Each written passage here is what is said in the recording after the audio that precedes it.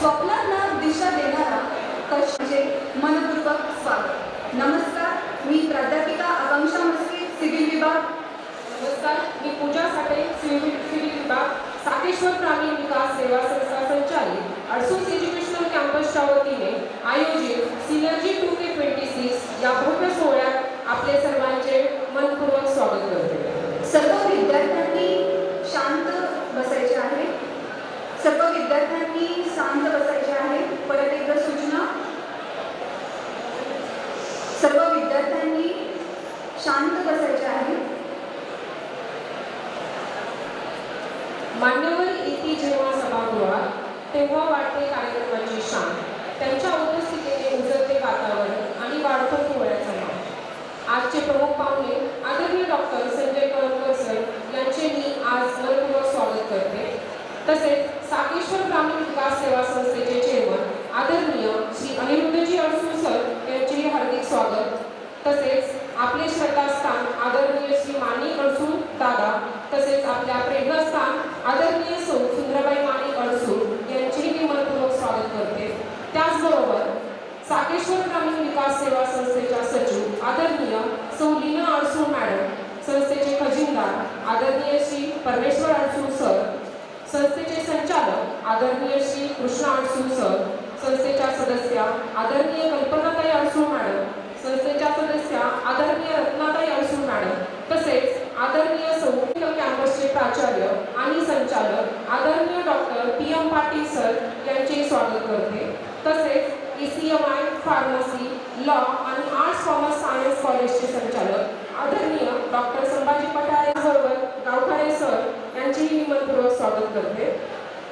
Adsul BEd कॉलेजचे प्राचार्य आदरणीय Girwale sir, Adsul arts commerce science कॉलेजचे प्राचार्य डॉक्टर पंडित सर, साकेश्वर ग्रामीण फार्मसीचे प्राचार्य doctor Wayal sir, Adsul college of फार्मसीचे प्राचार्य आदरणीय लांडगे सर, अडसूळ लॉ कॉलेजचे प्राचार्य डॉक्टर बेग सर, सौ सुंदरबाई माणिक अडसूळ पॉलिटेक्निकचे प्राचार्य आदरणीय गडाख सर व प्राध्यापक वर्ग, प्रिय विद्यार्थी मित्रमैत्रिणींनो, आपली आजच्या सिनर्जी 2K26 मध्ये सर्वांचे मनपूर्वक स्वागत. राष्ट्रप्रेम असते तिथे एकतेचा दीप उजळत असतो. कृपया सर्वांनी उभे राहून राष्ट्रगीतासाठी तयार व्हावे. विनायक जय हे भारत भाग्य विधाता, पंजाब सिंध गुजरात मराठा द्राविड उत्कल बंग, विंध्य हिमाचल यमुना गंगा उज्जल जलधि तरंग, तव शुभ नामे जागे, तव शुभ आशीष मागे, गाहे तव जय गाथा, जनगण मंगलदायक जय हे भारत भाग्य विधाता, जय हे जय हे जय हे, जय जय जय जय हे.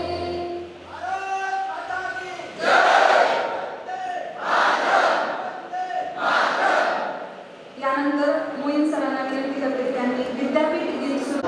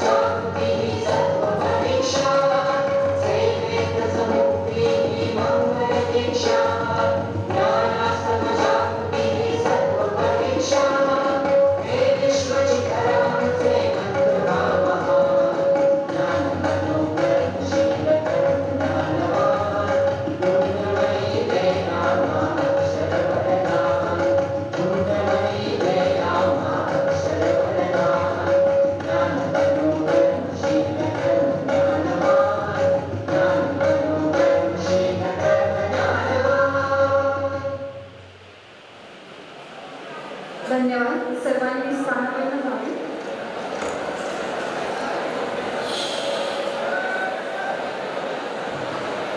विद्यार्थ्यांच्या स्वप्नांना मिळते जेव्हा संधी, तेव्हा घडते यशाची सुंदर कहाणी. आता सिनर्जी 2K26 या कार्यक्रमाची थोडक्यात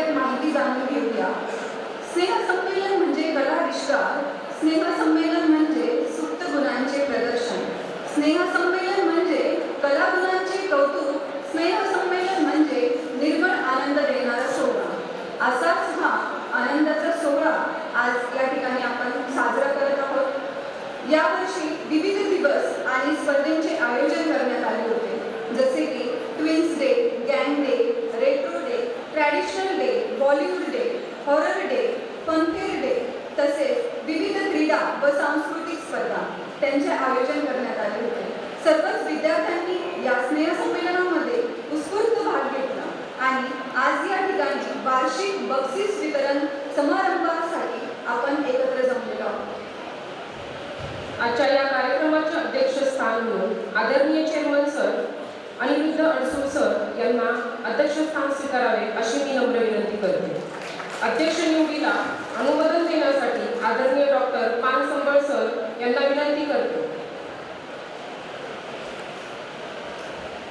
गुड मॉर्निंग. आदरणीय व्यासपीठ आणि व्यासपीठावर उपस्थित मान्यवर, आताच माझ्या सहकारी साठे पाटील यांनी जी अध्यक्षीय सूचना मांडली, सर्वांच्या वतीने मी त्याला अनुमोदन देतो आणि माननीय अध्यक्षांना त्यांनी स्थानापन्न व्हावे अशी विनंती करतो. धन्यवाद. कोणत्याही शुभ कार्याची सुरुवात दीप प्रज्वलाने केली जाते. ज्ञान, संस्कार आणि प्रगतीचे प्रतीक असलेल्या या दीपाचे प्रज्वलन करण्यासाठी मी मंचावर उपस्थित सर्व मान्यवरांना नम्र विनंती करते की त्यांनी दीप प्रज्वलन करावे. दीप प्रज्वलन समारंभासाठी मान्यवरांना विनंती करते की समोर यावे. ओके.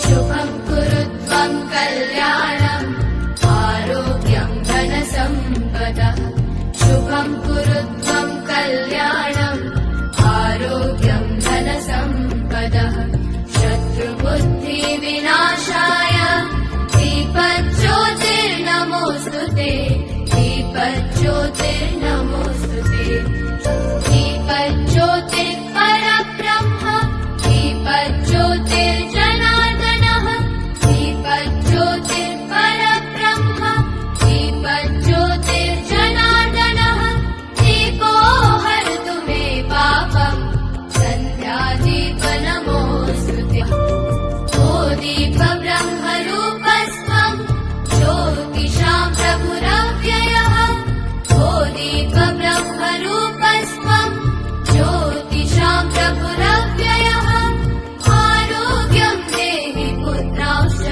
मतिं स्वच्छां हि मे सदा रवेरस्तं समारभ्य यावत् सूर्योदयो भवेत् रवेरस्तं समारभ्य यावत् सूर्योदयो भवेत् यस्य तिष्ठे गृहे दीपः तस्य नास्ति दरिद्रता शुभं कुरु त्वं कल्याणम् आरोग्यं धनसम्पदः शुभं कुरु त्वं कल्याणम् आरोग्यं धनसम्पदः शत्रुबुद्धिविनाशाय दीपज्योतिर्नमोऽस्तु ते दीपज्योतिर्नमोऽस्तु ते शुभं कुरु त्वं कल्याणम् आरोग्यं धनसम्पदः शुभं कुरु त्वं कल्याणम् मुख्य अतिथी माननीय डॉक्टर संजय कळमकर सर यांचा सत्कार संस्थेचे चेअरमन माननीय प्राध्यापक अनिरुद्ध अडसूळ सर यांनी करावा अशी मी त्यांना विनंती करते. कॅमेरा ठेवतो बॅगमध्ये माझ्या जातो मी. आणि बाकी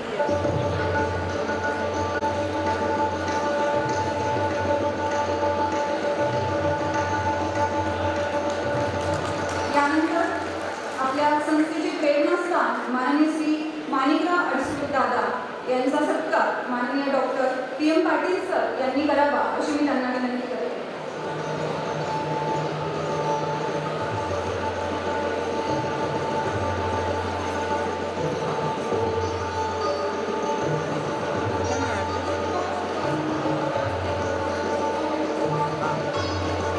यानंतर आपल्या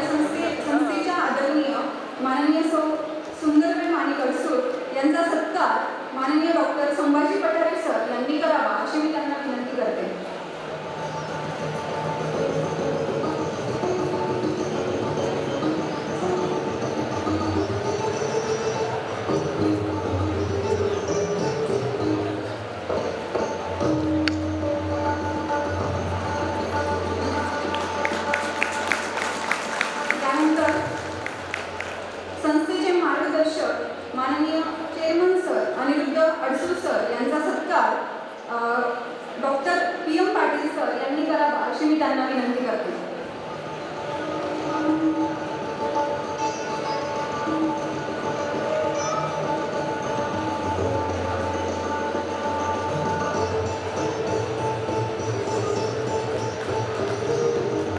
यानंतर संस्थेच्या सेक्रेटरी माननीय लीना अडसूळ मॅडम यांचा सत्कार प्राध्यापिका नागपूजे मॅडम यांनी करावा अशी मी त्यांना विनंती करते.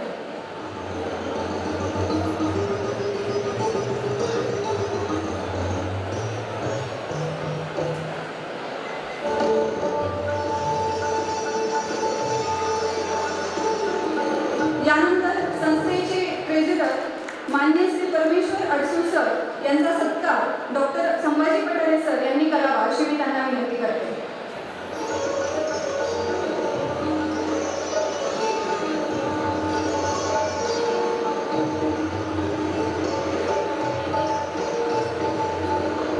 यानंतर संस्थेचे डायरेक्टर माननीय श्री कृष्ण अडसूळ सर यांचा सत्कार डॉक्टर गिरवले सर यांनी करावा अशी मी त्यांना विनंती करते.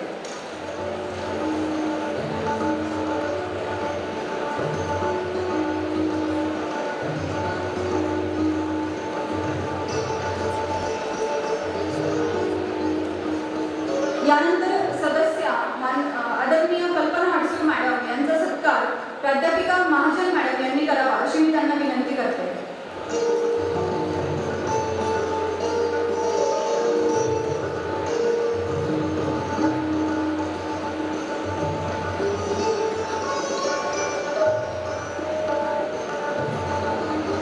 यानंतर सदस्या आदरणीय रत्नाताई अडसूळ मॅडम यांचा सत्कार खोले मॅडम यांनी करावा अशी मी त्यांना विनंती करते.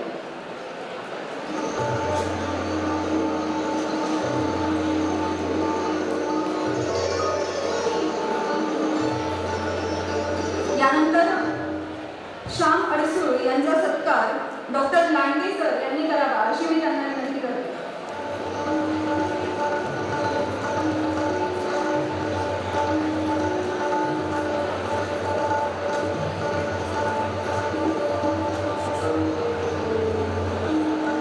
यानंतर डिग्री कॉलेजचे प्राचार्य व director doctor PM Patil sir यांचा सत्कार गडाख सर यांनी करावा अशी मी त्यांना विनंती करते.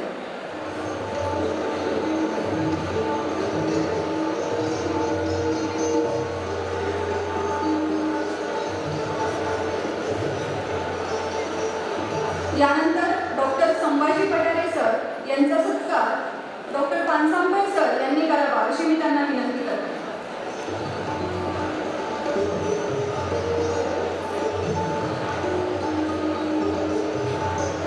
यानंतर आदरणीय संगीता पाटील मॅडम यांचा सत्कार शिर्के मॅडम यांनी करावा अशी मी त्यांना विनंती करते.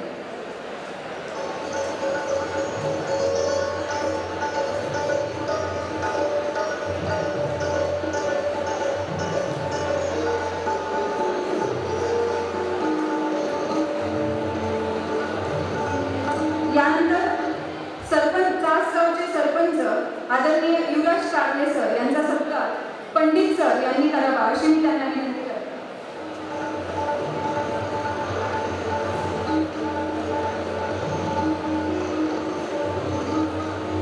यानंतर गावखरे साहेब यांचा सत्कार गडाख सर यांनी करावा अशी मी त्यांना विनंती करते.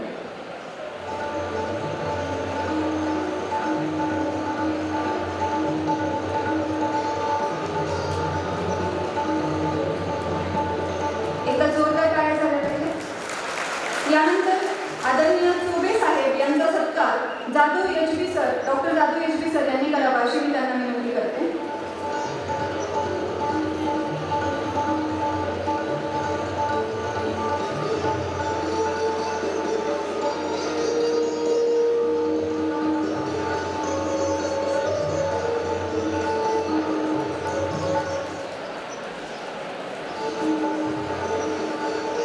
धन्यवाद. मी सर्व मान्यवरांना स्थानापन्न होण्याची सिनर्जी 2026 या वार्षिक स्नेहसंमेलनाच्या पारितोषिक वितरण कार्यक्रमानिमित्त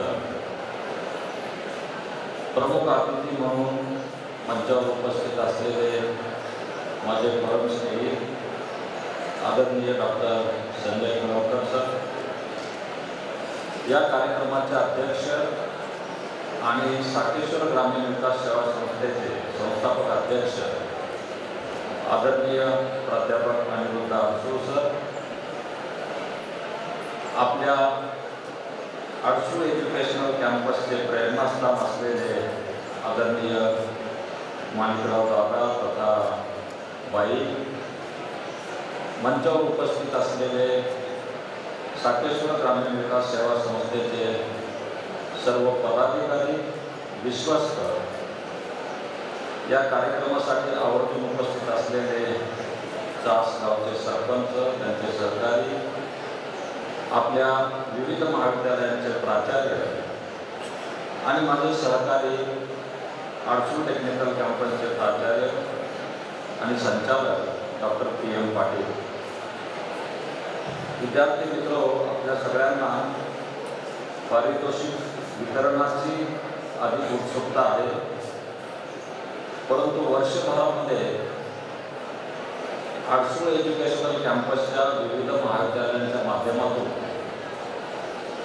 काय काय उपक्रम आपण राबवले आणि त्याचं फलित काय याचा आढावा घेणंही तितकंच महत्त्वाचं असल्यामुळं हे अहवाल वाचन मी थोडक्यामध्ये आपल्यासमोर करत आहे.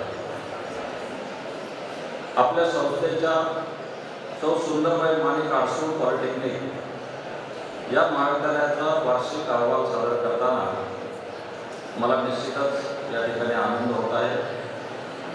LSBTच्या सालाबादप्रमाणे असलेल्या दिनदर्शिकेनुसार शैक्षणिक कार्यक्रम वर्षानुवर्षी सुरू झालेला होता. अहवाल सालामध्ये अनेक तज्ज्ञांची मार्गदर्शनपर व्याख्यानं, औद्योगिक भेटी, व्यक्तिमत्व विकास कार्यक्रम आणि उद्योजकता विकास कार्यक्रम प्राचार्य रमेश गडाख यांच्या मार्गदर्शनाखाली आयोजित केले गेले. आपल्या पॉलिटेक्निक कॉलेजची विद्यार्थ्यांनी विविध स्पर्धांमध्ये उल्लेखनीय यश संपादन केले. खास करून त्याचा नामोल्लेख या ठिकाणी मला करावासा वाटतो की Alisha Pathan first year civil आणि साक्षी कटकर तसेच सिद्धी साळुंके TY कॉम्प्युटर या विद्यार्थ्यांनी गव्हर्नमेंट पॉलिटेक्निकमध्ये आयोजित केलेल्या दीनदयाळ उपाध्याय हिरक महोत्सव जिल्हास्तरीय स्पर्धेमध्ये वक्तृत्व आणि पोस्टर प्रेझेंटेशन या स्पर्धांमध्ये भाग घेतला आणि प्रथम क्रमांक मिळवलेला आहे. या विद्यार्थ्यांचं विशेष अभिनंदन मंचावर या ठिकाणी करत आहे. या विद्यार्थ्यांच्या या यशस्वीतेची नोंद LSBT मार्फत प्रकाशित केल्या जाणाऱ्या न्यूज लेटरमध्ये प्रकाशित झालेली आहे. त्यामुळे आपल्या पॉलिटेक्निकचा आणि साकेश्वर ग्रामीण विकास सेवा संस्थेची नोंद LSBTच्या न्यूज लेटरमध्ये झाली ही विशेष उल्लेखनीय बाब आहे. इंदिरा गांधी पॉलिटेक्निक श्रीगोंदा येथे आयोजित राज्यस्तरीय स्पर्धेमध्ये आपल्या महाविद्यालयातील 30 विद्यार्थ्यांनी भाग घेतला आणि विविध प्रकारची 10 पारितोषिकं त्यांनी पटकावली. या सर्व सहभागी विद्यार्थ्यांनी पारितोषिक विजेत्यांचं या ठिकाणी अभिनंदन करतो. समर्थ पॉलिटेक्निक मसले फाटा येथे आयोजित राज्यस्तरीय स्पर्धेमध्ये आपल्या 60 विद्यार्थ्यांनी सहभाग नोंदवला आणि त्या ठिकाणी देखील विद्यार्थ्यांनी विविध प्रकारची 15 पारितोषिकं आपल्या महाविद्यालयाला मिळवून दिली. त्या स्पर्धकांचंही मी विशेष अभिनंदन या ठिकाणी करतो. विविध स्पर्धा आणि शैक्षणिक उपक्रमांबरोबरच क्रीडा क्षेत्रातही आपले विद्यार्थी मागे नाहीत हे आपल्या पॉलिटेक्निक कॉलेजने दाखवून दिलेलं आहे. क्रीडा क्षेत्रात आपल्या विद्यार्थ्यांनी उल्लेखनीय कामगिरी करत असताना IDSA inter engineering diploma students sports association of Maharashtra अंतर्गत आयोजित केलेल्या विविध क्रीडा स्पर्धांमध्ये आपल्या 30 विद्यार्थ्यांनी सक्रिय सहभाग नोंदवला. त्या ठिकाणी कबड्डी, ॲथलेटिक्स, वेट लिफ्टिंग या विविध क्रीडा प्रकारांमध्ये जिल्हा स्तरावर विद्यार्थ्यांनी 3 पारितोषिके मिळवून राज्यस्तरीय स्पर्धेसाठी त्यांची निवड झाली, ही देखील उल्लेखनीय बाब. शैक्षणिक क्षेत्रामध्ये आपल्या विद्यार्थ्यांनी उत्कृष्ट कामगिरी केली. 2025च्या परीक्षांचा निकाल नुकताच जाहीर झाला असून 5 विद्यार्थ्यांना 90% अधिक गुण मिळालेले आहेत.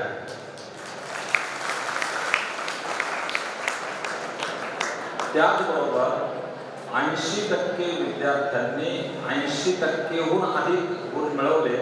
या सर्व विद्यार्थ्यांचं या ठिकाणी अभिनंदन. विद्यार्थ्यांबरोबरच प्राध्यापकांनी देखील आपल्या कार्यकर्तृत्वाची चुणूक या शैक्षणिक वर्षामध्ये नोंदवलेली आहे. विविध उपक्रमांमध्ये भाग घेऊन आपल्या प्राध्यापकांनी पेटंट नोंदणी केली. तसेच NPTEL कोर्सेसमध्ये MSBT फॅकल्टी डेव्हलपमेंट प्रोग्राम यामध्ये सक्रिय सहभाग नोंदवलेला आहे. आरसूड पॉलिटेक्निक महाविद्यालयाने NITTERच्या सहकार्याने 5 दिवसीय फॅकल्टी डेव्हलपमेंट प्रोग्राम नुकताच यशस्वीपणे पार पाडलेला आहे. विद्यार्थ्यांच्या आरोग्याची काळजी घेण्यासाठी वैद्यकीय सुविधा तसेच विविध सामाजिक उपक्रम देखील आयोजित करण्यात आले आणि नुकताच गाजलेला टेक्नोत्सव 2026 हा राज्यस्तरीय तांत्रिक महोत्सव याच ठिकाणी आयोजित करण्यात आलेला होता आणि महाराष्ट्र राज्यातील 20 महाविद्यालयांनी या टेक्नोत्सवमध्ये आपला सहभाग नोंदवलेला आहे आणि हा कार्यक्रम अतिशय यशस्वी ठरला. त्यासाठी त्या संयोजकांना मी या ठिकाणी विशेष धन्यवाद देतो. विविध क्षेत्रामध्ये मिळवलेल्या या यशामागे संस्थेचे संस्थापक अध्यक्ष, व्यवस्थापकीय मंडळ, प्राचार्य, शिक्षकवृंद, कर्मचारी आणि विद्यार्थी यांनी विशेष परिश्रम घेतले. त्याबद्दल सर्वांचे मी या ठिकाणी आभार व्यक्त करतो. आरसूड टेक्निकल कॅम्पस 2011 पासून या कॅम्पसमध्ये कार्यरत आहे आणि या महाविद्यालयाचा प्रगतीचा आलेख या ठिकाणी विशेषत्वाने नोंद घ्यावा अशा प्रकारचा आहे. नॅक फर्स्ट सायकलमध्ये या महाविद्यालयाला B++ म्हणजे अगदी A ग्रेडच्या जवळची ग्रेड नॅक कडून प्रदान करण्यात आलेली आहे. 2025 मध्ये सिव्हिल, कॉम्प्युटर आणि ENTC या 3 विद्याशाखांमध्ये महाविद्यालयाला MBA मानांकन प्राप्त झालेलं आहे. महाविद्यालयाच्या एकूण विद्यार्थी संख्येमध्ये संख्यात्मक देखील वाढ 2025-26 या शैक्षणिक वर्षामध्ये झालेली आहे आणि पॉलिटेक्निक कॉलेजमध्ये 360 पैकी 360 प्रवेश पूर्ण झालेले आहेत. तसेच आरसूड टेक्निकल कॅम्पसमध्ये 1410 पैकी 1372 प्रवेश पूर्ण झालेले आहेत. याबद्दल मी दोनही प्राचार्यांचे या ठिकाणी मनापासून अभिनंदन करतो. प्लेसमेंट मध्ये आरसूड कॅम्पसचा दबदबा आजही महाराष्ट्रामध्ये आहे. हे आपल्याला या आकडेवारीवरून दिसत आहे. मागील सलग 3 वर्षामध्ये आयोजित केलेल्या 9 मेगा प्लेसमेंट ड्राईव्ह मध्ये 5432 विद्यार्थ्यांनी नोंदणी केलेली होती. त्यापैकी 2896 विद्यार्थ्यांची प्लेसमेंट झालेली आहे, ज्यामध्ये हायेस्ट प्लेसमेंट ही 22 लाख रुपये पर ॲन्युअम अशा प्रकारच्या पॅकेजवर झालेली आहे. विद्यार्थ्यांच्या या कामगिरीबरोबरच संस्था देखील आपल्या कामगिरीमध्ये अग्रेसर राहिलेली आहे.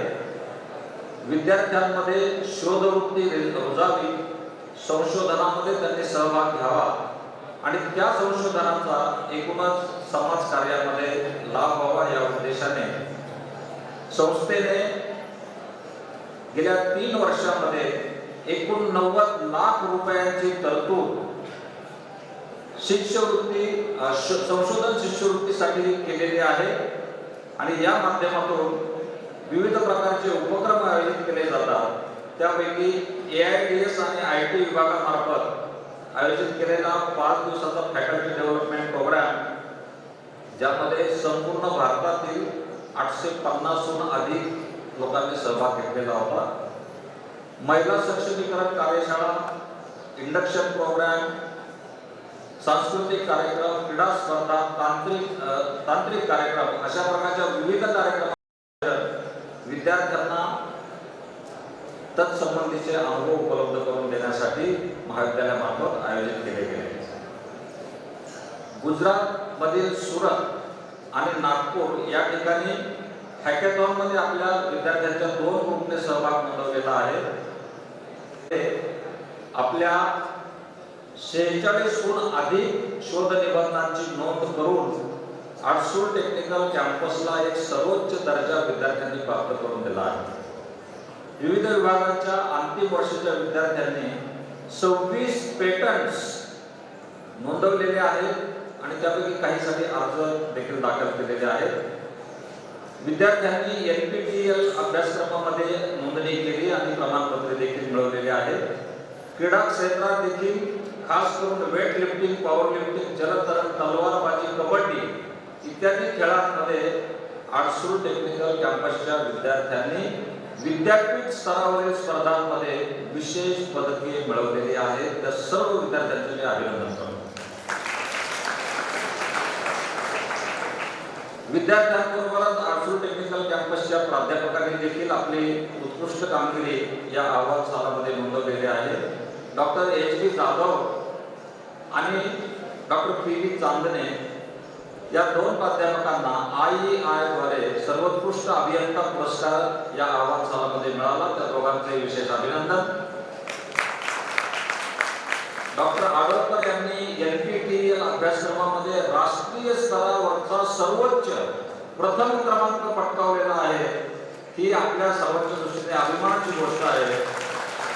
डॉक्टर आडवकर यांचं देखील विशेष अभिनंदन. डॉक्टर गुंजाळ यांना एकाच सत्रात 5 NPTEL अभ्यासक्रम पूर्ण केल्याबद्दल NPTEL द्वारे स्टार परफॉर्मर हा पुरस्कार यावर्षी मिळालेला आहे. त्यांचंही विशेष अभिनंदन.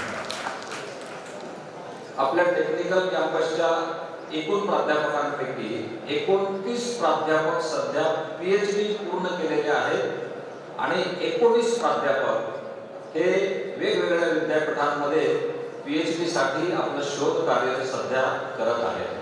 त्यांनाही आपण शुभेच्छा देऊया. 2 सेवकांनी देखील त्यांची PhD पूर्ण केली, त्याबद्दल त्यांचंही मी अभिनंदन करतो. प्राध्यापकांनी 102हून अधिक NPTEL प्रमाणपत्र पूर्ण केले. 392 FDP मध्ये सहभाग नोंदवला. 24 पेटंट्स आणि 11हून अधिक पुस्तकं देखील आपल्या शिक्षकांनी प्रकाशित केली. त्यांच्या या शैक्षणिक कामगिरीबद्दल सगळ्यांचं मनापासून अभिनंदन आणि त्यांना धन्यवाद. आपल्या आर्ट्सूळ टेक्निकल कॅम्पसला विविध उपक्रमांसाठी सावित्रीबाई फुले पुणे विद्यापीठाकडून अहवाल सालामध्ये 3.5 लाख रुपयांचं भरघोस अनुदान मिळालेलं आहे, ज्या माध्यमातून विविध प्रकारच्या कार्यशाळा, विद्यार्थ्यांचे सहभाग असलेल्या परिषदा या ठिकाणी आयोजित केल्या गेल्या. त्याबद्दल आपण विद्यापीठाला देखील या सहकार्याबद्दल विशेष धन्यवाद देतो. आर्ट्सूळ टेक्निकल कॅम्पसच्या दृष्टीने सर्वोच्च कामगिरीची नोंद घेऊन आणि विविध क्षेत्रात असलेला या महाविद्यालयाचा दबदबा विचारात घेऊन महाराष्ट्रातील best technical campus in Maharashtra हा राज्यस्तरीय पुरस्कार आपल्या आर्ट्सूळ टेक्निकल कॅम्पसला नुकताच प्राप्त झाला. त्याचबरोबर भारतात असलेल्या इंजिनिअरिंग कॉलेजेसमध्ये distinguished engineering college across India हा 2025 चा सर्वोच्च सन्मान आपल्या आर्ट्सूळ टेक्निकल कॅम्पसला मिळाला. आणि त्याचबरोबर नुकतंच आपण ज्याचं सेलिब्रेशन केलं ते सावित्रीबाई फुले पुणे विद्यापीठातलं प्रोफेशनल या प्रकारातलं आणि ग्रामीण भागातलं सर्वोत्कृष्ट महाविद्यालय म्हणून आर्ट्सूळ टेक्निकल कॅम्पसला 3 लाख रुपयांचा पुरस्कार नुकताच प्राप्त झाला. याबद्दल महाविद्यालयाचे सर्व विद्यार्थी, प्राध्यापक, शिक्षकेतर सेवक अर्थात प्राचार्य आणि संस्थेचे अध्यक्ष यांचं देखील मी विशेष अभिनंदन या निमित्ताने करतो. टेक्निकल कॅम्पस बरोबरच आपल्या एज्युकेशनल कॅम्पसमध्ये कार्यरत असलेली 2 फार्मसी महाविद्यालये आहेत, एक आर्ट्स कॉमर्स अँड सायन्स महाविद्यालय आहे, लॉ कॉलेज आहे आणि आर्ट्सूळ कॉम्प्युटर मॅनेजमेंट इन्स्टिट्यूट या माध्यमातून विविध प्रकारच्या विद्याशाखा आपण या ठिकाणी चालवत आहोत. आर्ट्सूळ कॉलेज ऑफ फार्मसी आणि साकेश्वर कॉलेज ऑफ फार्मसी ही 2 औषध निर्माणशास्त्र महाविद्यालय आपल्याकडे कार्यरत आहेत. या दोनही महाविद्यालयांमधून आपण डी फार्म डिप्लोमा आणि बी फार्म बॅचलर डिग्रीसाठी विद्यार्थ्यांना दरवर्षी प्रवेश देतो. विद्यार्थ्यांना आवश्यक ती माहिती तात्काळ किंवा जलद उपलब्ध होण्यासाठी यावर्षी फार्मसी महाविद्यालयांनी स्कॅनर प्रणाली विकसित केलेली आहे आणि याचा लाभ सर्व विद्यार्थी घेताना दिसत आहेत. या सुविधेसाठी या दोनही प्राचार्यांना मी विशेष धन्यवाद देतो. राज्य व राष्ट्रीय स्तरावरील परिषदांमध्ये आपल्या फार्मसीच्या विद्यार्थ्यांनी केलेल्या पोस्टर प्रेझेंटेशन मध्ये अनुक्रमे द्वितीय आणि कन्सोलिडेटेड प्राइजेस पटकावली. त्या सहभागी विद्यार्थ्यांना आणि पारितोषिक विजेत्या विद्यार्थ्यांना मी मनापासून धन्यवाद देतो, अभिनंदन करतो. आर्ट्सूळ फार्मसी कॉलेजने 3 तर साकेश्वर फार्मसी कॉलेजने 2 नामवंत बहुराष्ट्रीय कंपन्यांबरोबर नुकतेच सामंजस्य करार केलेले असून यामुळे विद्यार्थ्यांना औषध निर्मिती प्रक्रिया, गुणवत्ता नियंत्रण व शोध कार्याबाबतचे सखोल ज्ञान प्राप्त होण्यासाठी मदत होणार आहे. सामाजिक बांधिलकीची जाणीव ठेवून आपल्या या दोन्ही महाविद्यालयातील विद्यार्थ्यांनी रक्तदान शिबिरे, रुग्णालयांना भेटी, वृक्षारोपण, आरोग्य जनजागृती इत्यादी उपक्रमांमध्ये सक्रिय सहभाग नोंदवलेला आहे. अध्यापनाबरोबरच कृत्रिम औषधी व नैसर्गिक औषधी या संदर्भातील संशोधनामध्ये आपल्या प्राध्यापकांनी विशेष कामगिरी करून 6 संशोधन निबंध व 2 रिव्ह्यू आर्टिकल्स आणि 2 पेटंट या शैक्षणिक वर्षामध्ये फाईल केलेले आहेत. त्यांच्या या शोधवृत्तीबद्दल विशेष धन्यवाद. या दोन्ही महाविद्यालयांची निकालाची परंपरा ही उत्कृष्ट राहिली असून आर्ट्सूळ फार्मसी कॉलेजचा निकाल हा 85% तर साकेश्वर फार्मसी कॉलेजचा निकाल 98% लागलेला आहे. आर्ट्सूळ कॉम्प्युटर अँड मॅनेजमेंट इन्स्टिट्यूट समजलं थोडं आहे. या माध्यमातून BBA आणि BCA हे अभ्यासक्रम सध्या गेल्या वर्षीपासून सुरू झालेले आहेत. या इन्स्टिट्यूटमध्ये येत्या शैक्षणिक वर्षापासून पदव्युत्तर अभ्यासक्रम देखील MBA आणि MCA उपलब्ध करून देण्याचा आपल्या संस्थेचा मानस आहे आणि त्या दृष्टीने पूर्वतयारी या ठिकाणी चालू आहे. महाविद्यालयाचे प्राचार्य मी स्वतः 26 जानेवारी 2026 रोजी बेस्ट प्रिन्सिपल अवॉर्ड मला प्राप्त झालेला आहे.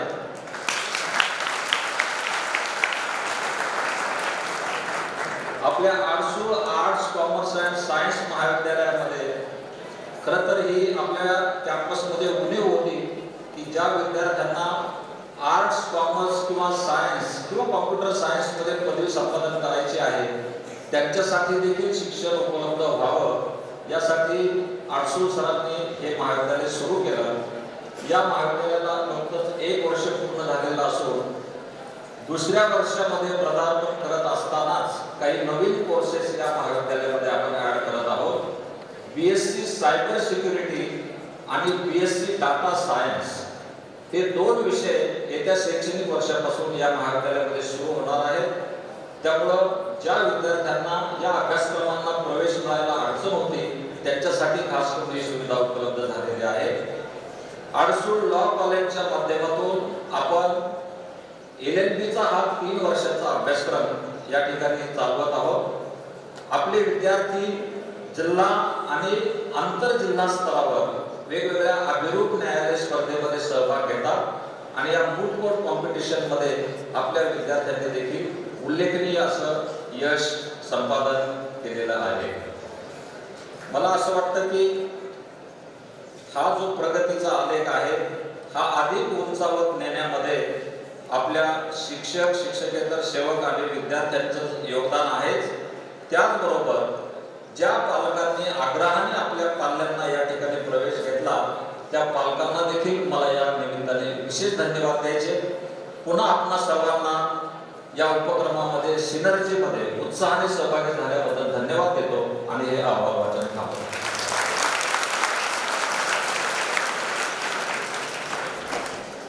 संस्थेचा सविस्तर आढावा सादर केल्याबद्दल धन्यवाद सर. कर्तृत्वाची वाढ, स्वप्नांना मिळतात आकाशाची पंख आणि यशाने भरतो आयुष्याचा रंग. ज्या क्षणासाठी तुम्ही सर्वजण आतुरतेने वाट पाहत आहात तो क्षण आता आलेला आहे. तर आजच्या पारितोषिक वितरणास आपण सुरुवात करूया. सर्वप्रथम अकॅडमिक प्राइज पासून सुरुवात करत आहोत. त्यासाठी मी कार्यक्रमाचे मुख्य अतिथी डॉक्टर संजय कळमकर सर यांना विनंती करते की त्यांनी पारितोषिक वितरण करावे. सर्वकष 2024-25 मी आदरणीय आजचे प्रमुख पाहुणे त्यांनी पारितोषिक वितरण करावे. सर्वप्रथम आरसू टेक्निकल कॅम्पस AIDS विभागामधून प्रथम क्रमांक मिळवलेला आहे Bade Siddharth Sanjay, first year AIDS. विद्यार्थ्यांनी डाव्या साईडनी वरती यायचे आणि उजव्या साईडनी खाली जायचे. जाताना ज्या विद्यार्थ्यांना पारितोषिक आहे त्या सर्व विद्यार्थ्यांनी समोर येऊन बसायचं आहे. ज्या विद्यार्थ्यांना अकॅडमिक प्राइजेस आहेत त्यांनी समोर येऊन बसायचे. सर्वप्रथम AIDS विभाग फर्स्ट इयर बडे सिद्धार्थ संजय. त्यानंतर computer engineering branch from second year Muntode Prajakta Bharat.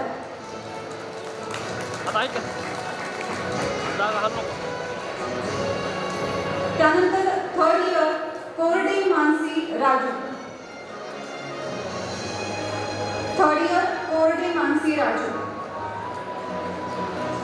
त्यानंतर बी फोर्थ इयर बक्षी क्रिश राजेश. जोरदार टाळ्या झाल्या पाहिजे विद्यार्थ्यांसाठी. त्यानंतर मास्टर्स इन इंजिनिअरिंग मधून पुरोहित गीतिका विनोद. यानंतर Arsu technical campus civil engineering from second year Akolkar Sushmita. Akolkar Sushmita. जोरदार टाळ्या झाल्या पाहिजे. त्यानंतर थर्ड इयर मधून अभ्भाट प्रियंका. थर्ड इयर मधून अभ्भाट प्रियंका. त्यानंतर फोर्थ फायनल इयर मधून शेख मुस्कान. फायनल इयर मधून शेख मुस्कान. विद्यार्थ्यांनी लवकर पुढे यायचे. ज्या विद्यार्थ्यांना बक्षीस ENTC नवगिरे स्वाती. त्यानंतर fourth year final year ENTC Harshada Sawant. त्यानंतर मास्टर्स इन इंजिनिअरिंग गायकवाड किरण.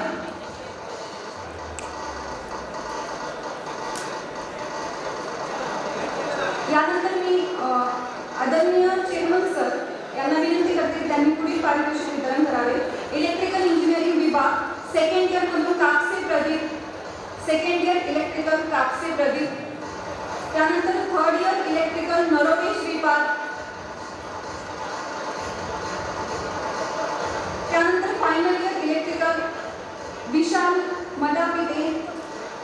त्यानंतर मास्टर्स इन इंजिनिअरिंग मधून निसर्गन सुदेशना.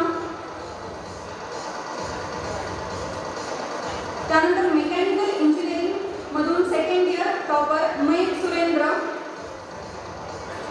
त्यानंतर थर्ड इयर टॉपर स्वामी सिद्धलिंग. त्यानंतर fourth year topper Karangal Rohit.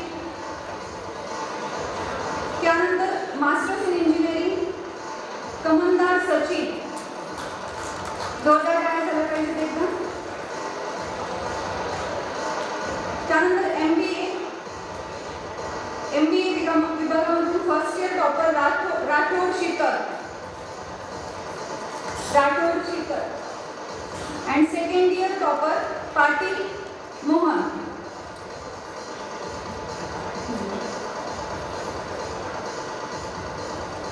यानंतर मी आदरणीय दादा यांना विनंती करते की त्यांनी पुढील पारितोषिक वितरण करावे.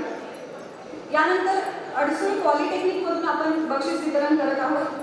सर्वप्रथम computer engineering first year topper Saini काजळ. सैनी काजळ. त्यानंतर सेकंड इयर दांडगे तेजस्वी दांडगे. त्यानंतर third year topper गावखरे Tanmay.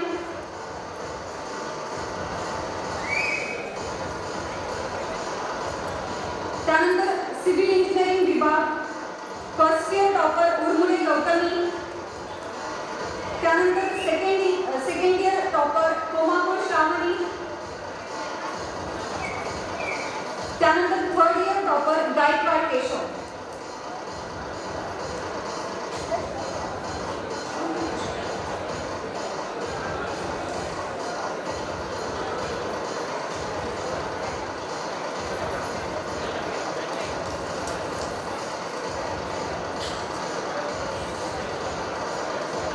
TNTC engineering first year Kshirsagar संस्कृती अँड चोटमल पार्क. क्षीरसागर संस्कृती चोटमल पार्क. सेकंड इयर जिने कोमल.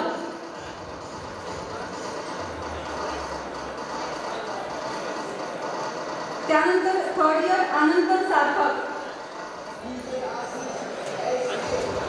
त्यानंतर इलेक्ट्रिकल इंजिनिअरिंग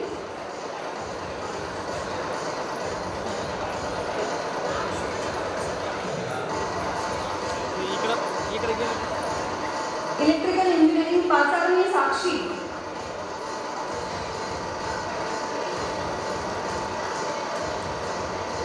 पाचारणी साक्षी इलेक्ट्रिकल फर्स्ट इयर. त्यानंतर सेकंड इयर इलेक्ट्रिकल पाडळ दिनेश. आणि थर्ड इयर टॉपर ससाने कोमल.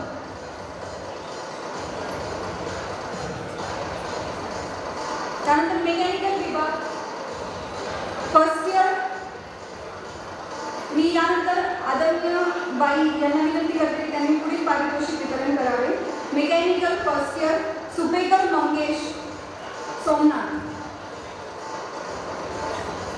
त्यानंतर second year topper Pawar Hrithik.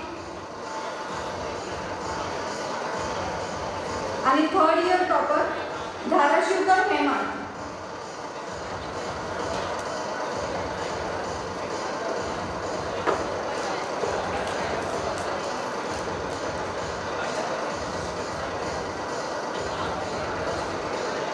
यानंतर मी संस्थेच्या सेक्रेटरी आदरणीय लीना मॅम यांना विनंती करते की पुढील पारितोषिक वितरण करावे.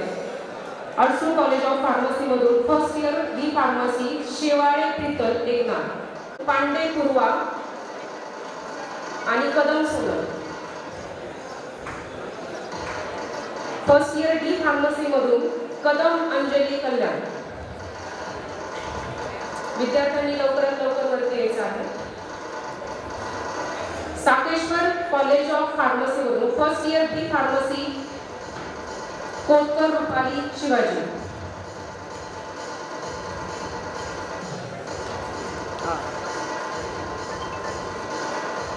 यानंतर मी आदरणीय लीना मॅम यांना विनंती करते की पुढील पारितोषिक समारंभ करावा. Second year B pharmacy Bhagat साक्षी विजय.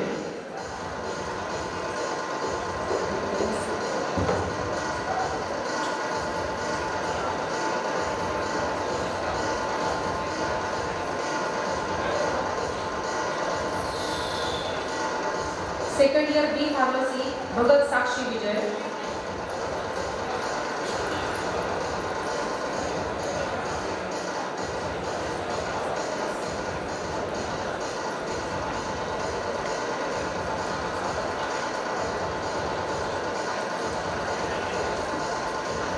धन्यवाद.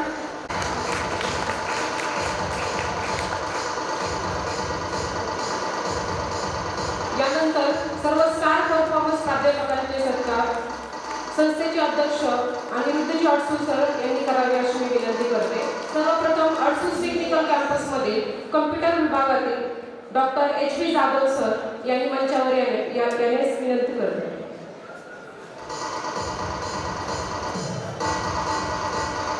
यांचा मंथली पगार 16,000 इतका वाढलेला आहे. त्यानंतर अडसूस टेक्निकल कॅम्पसमधील शिंदे SP सर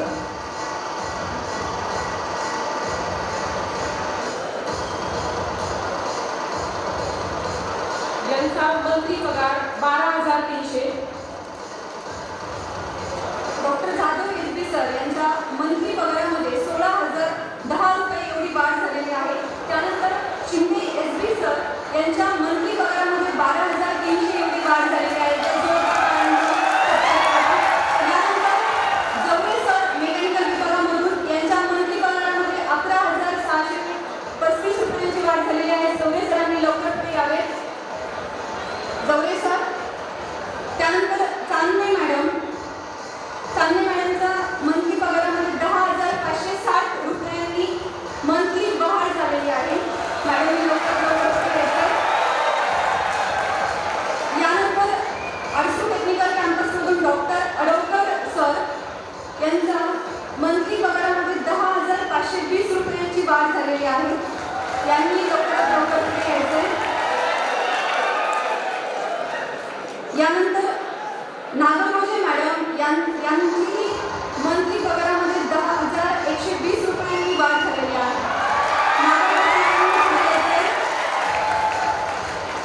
यानंतर भोंडवे सर कम्प्युटर डिपार्टमेंट यांची मंथली पगारामध्ये 9,565 रुपयांची वाढ झालेली आहे. भोंडवे सरांनी इथे यायचे. यानंतर शिंदे HR मॅडम यांनी यांची मंथली पगारामध्ये 9,000 रुपयांनी वाढ झालेली आहे. शिंदे मॅडम. यानंतर ॲडमिनिस्ट्रेटिव्ह विभागामधून सय्यद सर ऑफिस सुप्रिटेंडंट यांची मंथली पगारामध्ये 9,675 रुपयांनी वाढ झालेली आहे. सय्यद सरांनी इकडे यायचे. त्यानंतर पवार KS मॅडम यांची मंथली पगारामध्ये 4,450 रुपयांनी वाढ झालेली आहे. मॅडमने लवकरात लवकर पुढे यायचे. एकदा जोरदार टाळ्या झाला पाहिजे.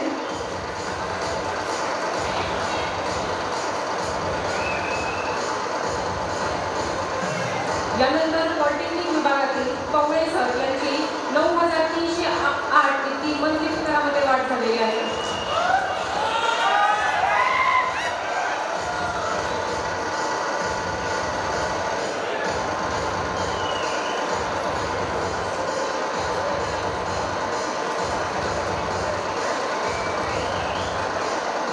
यानंतर पॉलिटेक्निक विभागातील म्हस्के मॅडमची 8,225 इतकी मंथली पगारामध्ये वाढ झालेली आहे.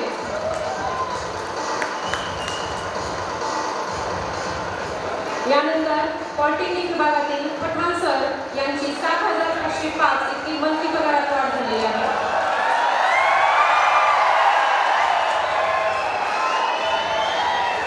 त्यानंतर फुले मॅडम यांची 7,355 रुपये इतकी मंथली पगारामध्ये वाढ झालेली आहे.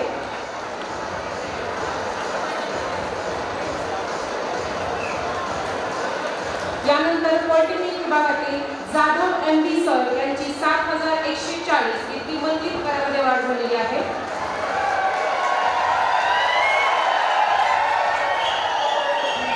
यानंतर काळंदे मॅडम यांची 7,047 रुपये इतकी पगार वाढ झालेली आहे.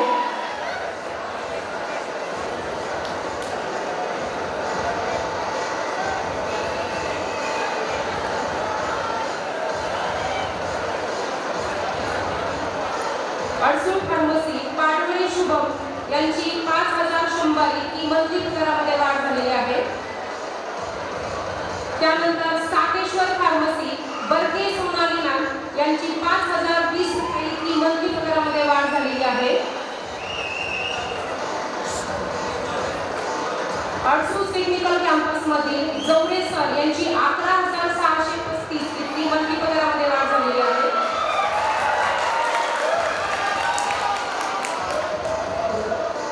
यानंतर साकेश्वर फार्मसी घोरपडे निखिल यांची 4,000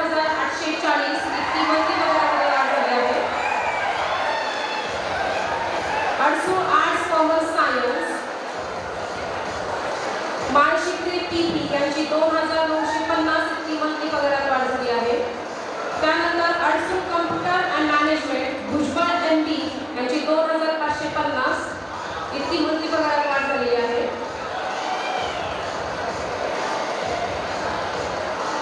तर Adsul computer management Phadke T यांनी लवकरात लवकर मंचावर यावे. लॉ कॉलेजमधील हलदार SK यांनी मंचावर उपस्थित राहावे.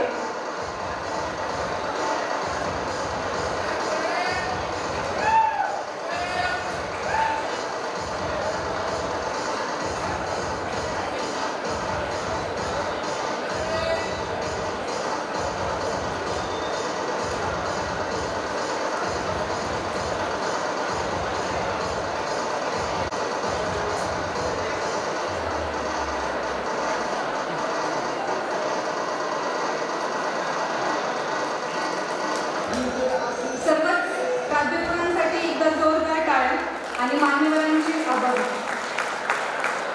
आणि सर्वांना मार्गदर्शन करावे.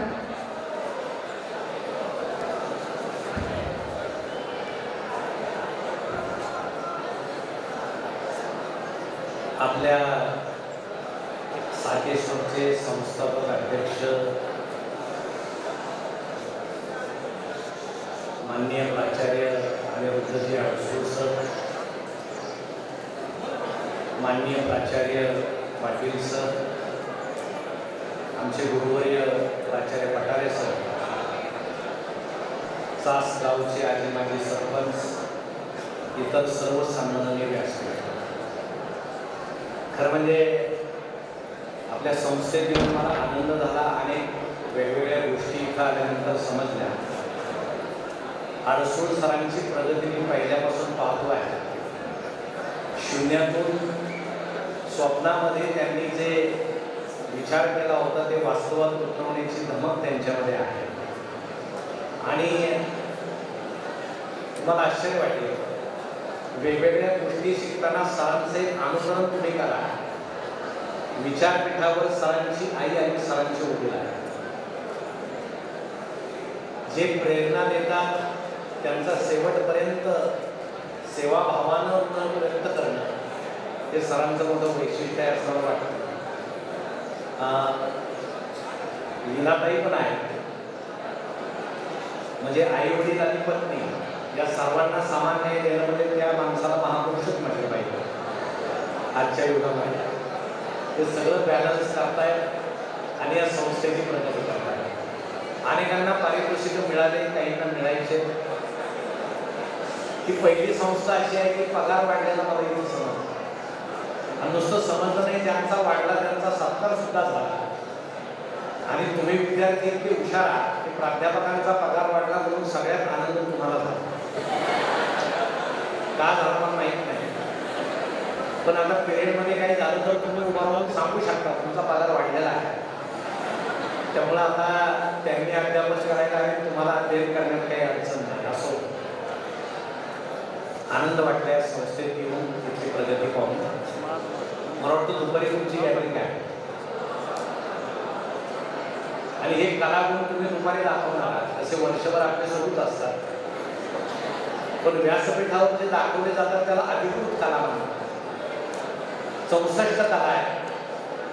आमचा एक मित्र नेहमी सांगायचा माझ्यात 65वी कला आहे. आम्ही विचारायचो कुठली, तो म्हणायचा कुठलीच कला नसणे फार मोठी कला आहे. त्यामुळं पुन्हा जर कला नसेल तर त्यानं दुसऱ्याच्या कलेचा आस्वाद घ्यावा, त्याला प्रोत्साहन द्यावं. कुणी खेळत असेल तर त्याला चेअरअप करावं.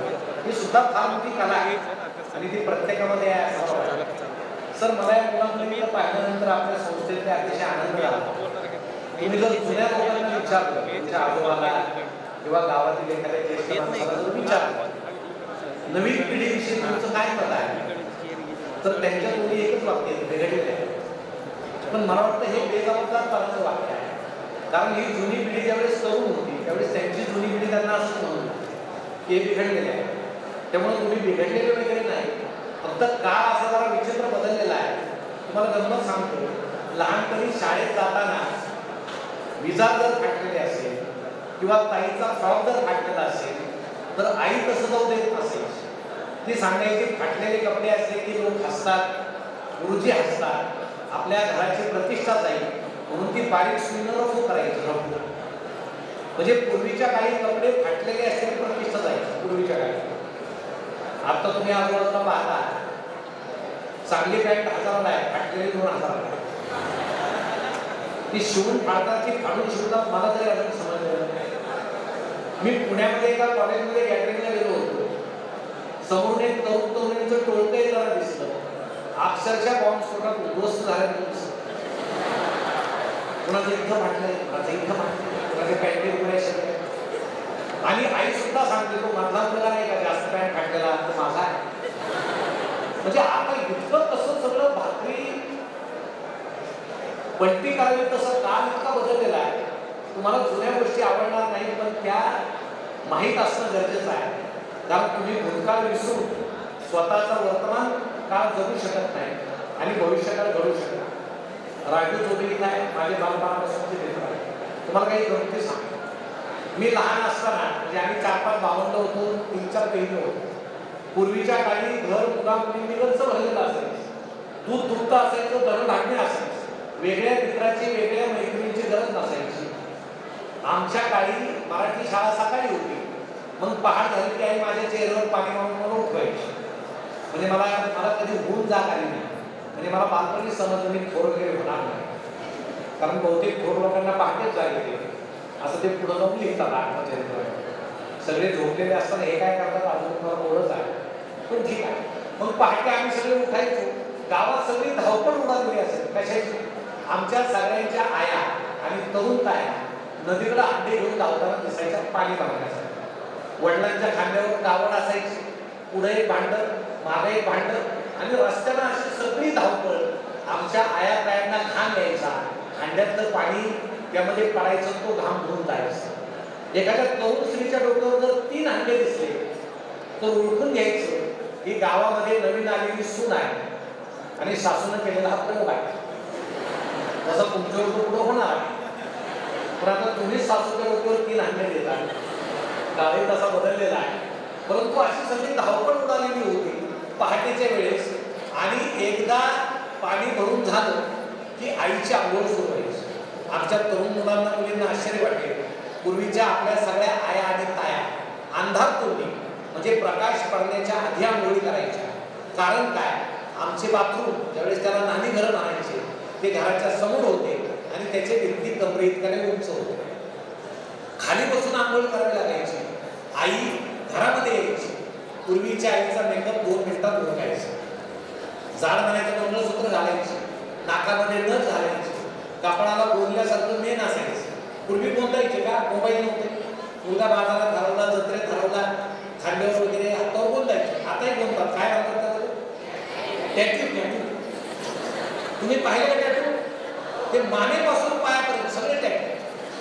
म्हणजे घरच्यांना असं वाटतं हा हरवलेला बरा आहे इतके टॅटू. पण पूर्वी आई असं मेन लावायची. कपाळाचा त्या करंडा असायचा कुंकवाचा, तर्जनीनं कुंकू घ्यायची, लावायची. मातीच्या भिंतीमध्ये आरशाचा एक तुकडा बसलेला असायचा. कधीही त्या पूर्ण शरीर दिसलं नाही. आई खाली वाकायची. जसं मी आता आईकडे पाहताना मला आठवतंय सगळं. खाली वाकायची, फक्त कपाळ दिसायचा आरशामध्ये. पदर घ्यायची, जिभेच्या टोकामध्ये बुडवायची आणि असं सुंदर वर्तुळ काढायची. तुम्हाला सांगतो कधी शाळेत ती गेलेली आई भूमिती शिकल्यासारखं ठसठशीत वर्तुळ काढायचं. ते तुम्हाला समोर दिसतं. आईला पटलं असेल. आता आई कुंकू गेला आणि टिकले आहे यांची चूक नाही. कारण काळ बदलले. पूर्वीचं कुंकू शाश्वत होतं. म्हणजे बाहेर गेलेला माणूस घरीच यायचा. आता भरोसा आता टिकली कधी करून पडेल आणि हा कधी काय होईल हे सांगताच येत. त्यामुळे आता तसं वर्तन बदललं तसं मेकअपचं साहित्य सुद्धा बदललं. मग आईचा मेकअप झाला की अंगणामध्ये वासुदेव यायचा. तो बटरवाला यायचा, मोठ्यानं ओढायचा बटर. ज्याच्या घरामध्ये जास्त मुलं तिथं मोठ्यानं ओढायचं. का? मुलं घडले पाहिजे बटरसाठी. मग आजीच्या कुशीत शिरायचं. आजी डोक्यावरून हात फिरवायची. तिच्या कमरेला एक 4-5 कप्प्याची पिशवी असायची. त्यातला एखादा डब्बू पैसा काढायची, हातात द्यायची. जायचं, खारं बटर आणायचं. पूर्वी कपाशा नव्हत्या, पूर्वी थाळी होती. थाळीत चहा दिलेला, त्यात बटर टाकलं की बटर अख्खा चहा पिऊन घ्यायचं. मग 4-5 भावंडांनी त्या थाळी भोवती बसायचं आणि ते बटर खाऊन घ्यायचं. आमच्या आंघोळी व्हायच्या, शाळेची घंटा सुरू व्हायची. मग आमचा मेकअप सुरू व्हायचा. तुम्हाला तर माहीत नाही, त्यावेळेस शाळेत जायला विकत कपडे घ्यावे लागायचे. आता फुकट आहे, आता सरकार सगळं फुकट देतं. शाळेत जायला पेपर गणवेश आहे, आता न मागता दप्तर देणार आहे, लाडक्या बहिणी आहेत. बहिणीच्या आधी आमचे दाजी बँकेत हजर असतात. सरपंच साहेबांना माहीत आहे, सध्या सरकारवर नेमून सगळी निवांत आहे. त्यावेळेस असं काही फुकट मिळत नव्हतं. आमच्या आंघोळी व्हायच्या, आमचा शाळेत जायचा मेकअप सुरू व्हायचा. खाकीचा अर्धा तुकडा असायचा, त्याला आम्ही चड्डी म्हणायचो. चड्डी घालायची, शर्ट घालायचा. आम्हाला शर्टिंगची हाऊस. विजारीमध्ये शर्ट बसायचा, पट्टे नव्हते, तुमच्यासारखी भेट नव्हती. वरून करदोरा घ्यायचा. करदोरा ढिल्ला असत काय करायचे, एखादी काडी घ्यायची, सातारीच्या काडीसारखी आवडायची, कंबर फिट्ट होऊन जायचं. त्याला आम्ही पिढी म्हणायचो, पिढी. दुपारी जास्त जेवढं पोट फुगलं की काडी पुन्हा ढिल्ली करायची, ऍडजस्टेबल बेल्ट. मग आई डोक्याला इतकं तेल लावायची, दिवसभरात किती वारं येईल एक केस उडायचा. कपाळाला तीट लावायची, गालाला तीट लावायची. आता कपाळाला तीट का लावायची समजत नव्हतं, आई गालाला तीट का लावायची समजत नव्हतं. आता समजायला लागलं पण आई नाही, अशी परिस्थिती. ज्या त्या गोष्टी ज्या त्या वयामध्ये समजल्या पाहिजे. मग चेहऱ्याला पावडर लावायची, माझा वाटण्या कसा गोरा दिसला पाहिजे. कशाचा पावडर गोरा दिसतो, मला वाटतं ते बेंद्रीचं पीठच असं थापात थापत. मग निघा शाळेत, दप्तर असायचं, शॅट नव्हत्या, सुखलं विद्याच्या गोण्या. जणू आम्ही त्या खाण्याच्या घरांनी आम्ही शिकलो होतो. त्या गोण्या घ्यायच्या, त्यात एखादी पाटी, त्यावर कधी अक्षर उमटले नाही, पण गुरुजींनी शिकवलेलं मात्र मनावर पक्क उमटायचं, अशी शिक्षण पद्धती होती. दप्तरामध्ये पाटी पेन्सिल घेतली की शाळेत निघायचं. तुम्हाला सांगतो त्यावेळेच्या गावातलं वातावरण इतकं छान होतं. पहाटेच्या वेळेस कुणीतरी भजन म्हणतंय, आरती म्हणतंय, आई तुळशीला पाणी घालते. आमचे तरुण ताया अंगण झाडायच्या आणि तुमच्यासारखे तरुण दादा जागा दिसत तिथं व्यायाम करायचे. कोपऱ्यामध्ये मंदिराच्या ओसरीवर, घराच्या ओसरीवर उघड्या अंगाचे माणसं त्या तांब्याच्या कळशा घेऊन देवाला पाणी वाहताना इकडे तिकडे धावपळ करताना दिसायचे. असं गावात छान वातावरण होतं. पूर्वी टॉयलेट नव्हते, त्यामुळे डबे घेऊन गाव बसायला जाणारी माणसं दिसायची. म्हणजे मॉर्निंग वॉकला सेपरेट चालायची गरज नव्हती, पूर्वी कंपल्सरी धावत लागायचं. त्यात एखादा वेगानं धावताना दिसला की समजायचं याच्या घरी रात्री चांगला भेद होता. म्हणजे गावातल्या घरामध्ये काय भेद होता हे सुद्धा लपत नव्हतं. इतकं सगळं पारदर्शक होतं. आणि आम्ही त्या पहाटेच्या वेळेस मंदिराच्या घंटा वाजता अशी सुंदर पहाट होती. आता काळ इतका बदललाय, आताची पहाट तुम्ही पहा. तुम्ही काय आम्ही काय, पहाटे उठल्याबरोबर काय करतो, मोबाईल आणि डोळे एकाच वेळेस उघडले पाहिजे. माणसं बायकोचं तोंड पाहत नाहीत आणि मोबाईल पाहतात. मग मोबाईल घ्यायचा फक्त व्हॉट्सअप सुरू करायचं का, जगाची काळजी आहे, तुम्ही झोपल्यावर जगाचं काय झालं असेल. मग लगेच धप धप धप अशा गोष्टी येत राहतात. तुम्हाला सांगतो माणसं रात्रभर झोपतच नाही. थोडी जागा आली तरी व्यक्त होऊन झोपतात. म्हणजे या समाजातलं वातावरण प्रदूषित का झालं. पूर्वी व्यक्त कोणी व्हायचं ज्याला अक्कल आहे, विचार. आता व्यक्त कोण होतं ज्याच्याकडे इंटरनेट मोबाईल आहे, तो माणूस व्यक्त होतो, बाकी काही पाहत नाही. असं धाप धाप धाप ते पोस्ट येत राहतात.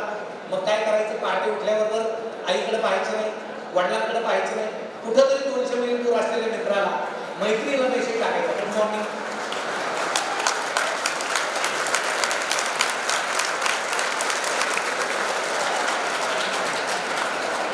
मग मेसेज परत काय येत नाही म्हणून असंच करायचं. तो आहे की नाही ते माहित नाही. मग एकदा तर त्याचा मेसेज येतो आहे. तसंच खाली खाली यायचं, भले तुम्ही पोस्ट आली की पुढं पाठवून द्यायची, वाचायची नाही. एखादी छान कविता आली, कविता नाव काढायचं, आपलं पेस्ट करायचं, पुढं पाठवून द्यायचं. असं पाहता पाहता अचानक गावातल्या एखाद्याचा फोटो येतो, रात्री गेली वाईट झालं. पहाटेच काय करायचं, भावपूर्ण श्रद्धांजली 4-5 फुलं टाकून द्यायची. आपल्याकडे फुकटच आहे, हा टाका काय करायचं. तसंच खाली खाली यायचं, अजून एखाद्याचा फोटो येतो, आज यांचा वाढदिवस आहे, म्हणजे यांचा जन्म झाला, त्यावर किती उपकार झाला. भगतसिंगानंतर हेच. मग वाढदिवसाच्या हार्दिक शुभेच्छा, वरचेच फुलं खाली टाकून द्यायची. मेला तरी तेच, जन्म झाला तरी तेच. त्यात भावना नाही, संवेदना नाही. असा आमचा आभासी जगामध्ये दिवस सुरू होतो. काही माणसं दिवसभर हे जगातून बाहेर येत नाही. तुम्हाला सांगतो, पूर्वी लहान मुलगा जर घरी आला आणि वडील जर त्याच्यानंतर आले तर पूर्ण धावत जायचं. दिवसभर भेटत असेल तर बाप काय, पप्पा आले ते पप्पा त्याला उचलून घ्यायचे, पटापट त्याचे मुके घ्यायचे. माझं पोरगे दिवसभर मला भेटले नाही. आता परिस्थिती बदलली. आता पप्पा येतात, पोरगं धावत जातं. पप्पा आले पप्पा त्याला उचलून घेतात, ते त्यांच्या खिशातला मोबाईल घेऊन पडून जातात. म्हणजे आता ज्या बापाच्या खिशात मोबाईल नाही त्याच्याकडे मुलं येतील की नाही याची सुद्धा शंका निर्माण झालेली आहे. असा हा काळ आलेला आहे. आणि तुम्हाला सांगतोय आभासी जगामुळं आम्ही इतके बदल गेलेलो. सगळ्यांचे फेसबुक अकाउंट आहे, तोंडाला फेसबुक तर फेसबुक ठेवतो. बरं आपला चेहरा चांगला नसला टाकायचा नाही, दुसरा एखादा सुंदर चेहरा टाकायचा. का ट्रेंड असतंय प्रत्यक्ष बाहेर सुद्धा म्हणायची वेळ त्याला हे वेगळंच निघालं. आणि तुम्हाला सांगतो जागतिक चिंतेची सवय लागली आहे लोकांना. आमच्या एखाद्या स्त्रीनं फेसबुकवर सहज फोटो टाकला आणि खाली असं द्या मला सर्दी झाली एवढंच. तुम्हाला सांगतो तासाभरात जगभरातल्या पुरुषांची हजारो कमेंट्स येतील ओळख नसलेल्या संबंध नसलेल्या. मॅडम अमुक गोळी घ्या, मॅडम याची वाद घ्या, याचं औषध घ्या. आणि घरात बायको शिकत फिरते आणि तिच्याकडे पाठ सुद्धा नाही. अरे तिच्याकडे बघ ना तू आजारी पडल्यावर तुझ्या मदतीला आधी बायको येणार आहे का? ती येणार नाही. पण आता गंमत अशी झाली आमचे तरुण मुलं तुम्हाला सांगतो आता फेसबुकवर पालक आहे, व्हॉट्सअपवर पालक आहे, मग आवडतं काय इंस्टाग्राम सुद्धा. इंस्टाग्रामवर पालक कमी आहे आणि इंस्टाग्राम म्हणजे ते वधूवर सूचक मंडळच आहे पालक नसलेलं. पण तुम्हाला एक धोका सांगतो सर, वास्तव असं आहे ज्या राज्यामध्ये मुलांचं लग्न होत नाही, आपल्याकडे जरा आता परिस्थिती व्हायला लागली, ज्या राज्यामध्ये मुलांचं लग्न होत नाही, राजस्थान असेल हरियाणा असेल, त्या राज्यातले मुलं महाराष्ट्रातल्या मुलींचं अकाउंट शोधतात, तिला फ्रेंड रिक्वेस्ट पाठवतात, असं सांगतात मी डॉक्टर आहे, इंजिनियर आहे, एखादं हॉस्पिटलचं चित्र टाकतात, आमची मुलगी ते पाहते, तिला वाटतं डॉक्टर आहे, चांगला आहे, सुशिक्षित आहे, ती फ्रेंड रिक्वेस्ट स्वीकारते. मग चॅटिंग नावाचा रम्य प्रकार सुरू होतो. मग 5-6 महिन्यानं तो सांगतो आपण लग्न करू, तू माझ्या राज्यामध्ये निघून ये, तुझे मम्मी पप्पा तुला परवानगी देणार नाही, मी तुला फ्लाईटचं तिकीट पाठवतो, विमानाचं तिकीट तो पाठवून देतो. आमची ताई रात्री उठते, आई वडील झोपलेले असतात. जे आई वडील आपल्याला साधा ताप आला तरी वडील आपल्या उशाशी बसून असतात, आई 4दा आपला ताप पाहते. आपल्यासाठी जे वडील रात्रभर जागे असतात त्यांना झोपलेल्या अवस्थेत सोडून आमची ताई त्या राज्यामध्ये जाते, त्या मुलाला भेटते, कुठे डॉक्टर कुठे हॉस्पिटल. मग एक सत्य तिच्या लक्षात येतं याचं प्रोफाईल खोटा आहे, हा गुंड आहे, हा मवाली आहे, हा गँगस्टर आहे. 2025 साली महाराष्ट्रातल्या 60 मुली फसवल्या गेल्या ज्याची पोलिसांमध्ये नोंद आहे. दुसऱ्या राज्यामध्ये जाऊन त्यातल्या 20-25 कशा परत आल्या, उद्ध्वस्त होऊन परत आल्या तर तुम्हाला कोण सांभाळेल? एक गोष्ट लक्षात घ्या, या जगामध्ये मित्र तुम्हाला फसवेल, मैत्रीण तुम्हाला फसवेल, समाज तुम्हाला फसवेल. 2च व्यक्ती अशा आहेत कसे वागलो तरी ते आपल्याला कुशीत घेतील, एक आपली आई आणि दुसरी आपली वडील.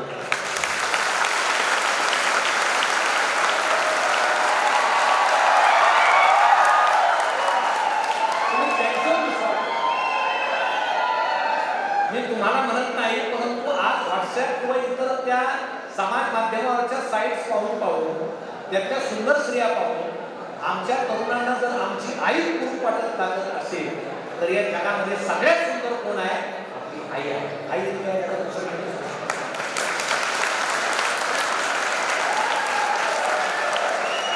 तुम्हाला एक सोपं उदाहरण सांगतो.